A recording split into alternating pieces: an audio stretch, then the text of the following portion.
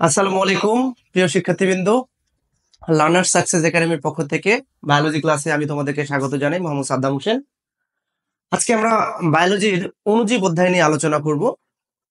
অণুজীব কি আসলে? যারা মাইক্রোস্কোপের নিচে যাদেরকে পর্যবেক্ষণ করতে হয় মূলত তারাই অণুজীব। এই জন্য অণুজীব টার্মটা এসেছে মাইক্রোবস থেকে। কোথা থেকে এসেছে? মাইক্রোবস। মাইক্রোবস অর্থ হচ্ছে অণুজীব। ওকে, ভাইরাস সম্পর্কে আমাদের অনেক কথাই বলার আছে। এর মধ্যে আমরা ভাইরাসের আবিষ্কার সম্পর্কে আমরা কাহিনী সম্পর্কে জানবো। তার আগে বলে নেই, এই অণুজীবের বিস্তারকে আমরা বলতেছি ট্রান্সমিশন। অণুজীবের বিস্তারকে আমরা কি বলতেছি? ট্রান্সমিশন। আসো, ভাইরাস সম্পর্কে আমি তোমাদেরকে কিছু ইনফরমেশন দিব, যে ইনফরমেশন গুলা বিশ্ববিদ্যালয় থেকে শুরু করে মেডিকেল এবং প্রত্যেক জায়গাতেই তোমরা একটা করে প্রশ্ন পাবা এখান থেকে কমন। ভাইরাস সম্পর্কে আলোচনার প্রথমে আমাদেরকে চলে যেতে হবে বিজ্ঞানী অ্যালডফ মায়ারের কাছে। অ্যালডফ মায়ার সর্বপ্রথম তামাক গাছে ভাইরাসের মোজাইক রোগটা আবিষ্কার করেছিল। কমন যে ভাইরাস জনিত রোগ হচ্ছে ডেঙ্গু আছে আমাদের, মূলত ডেঙ্গি। এটা আসলে ফ্লাভি ভাইরাস।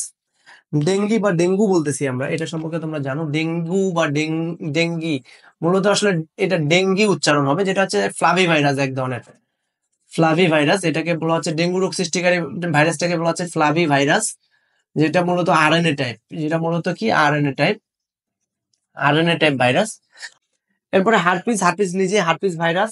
ডেঙ্গু ডেঙ্গু ভাইরাসের ডেঙ্গু কি ফ্লাভি ভাইরাস, আমরা জানি ডেঙ্গু ভাইরাসটার নাম হচ্ছে ফ্লাভি ভাইরাস। এরপরে কাশি বা সর্দি, এই দুইটা যে ভাইরাস, এই দুইটা রোগের ভাইরাসের নাম হচ্ছে রিনো ভাইরাস। এরপরে বার্ড ফ্লু, সোয়াইন ফ্লু তো H1N1 আছে।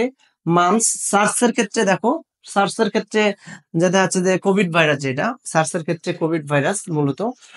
আর হচ্ছে যে এইডস এর ক্ষেত্রে HIV ভাইরাস, এটাও আমরা জানি। এটা হচ্ছে মোটামুটি আজকের এই গুরুত্বপূর্ণ টপিক গুলোর মধ্যে একটি গুরুত্বপূর্ণ অংশ, যেটা থেকে তোমরা কি করবা, পরীক্ষাতে অবশ্যই বিট করতে পারবা।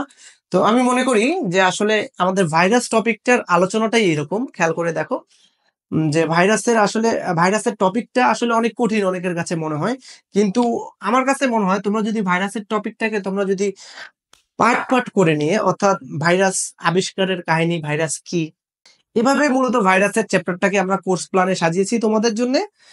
একইভাবে আমরা পরবর্তীতে অণুজীব চ্যাপ্টারের যে অন্য অণুজীব অধ্যায়গুলো আছে, অর্থাৎ ব্যাকটেরিয়া এবং ম্যালেরিয়ার জীবাণু, এই চ্যাপ্টারগুলো এভাবে সুন্দর করে শিখবো। ততক্ষণ পর্যন্ত তোমরা আমাদের সাথেই থাকো এবং আমাদের ক্লাসগুলোকে ফলো করো।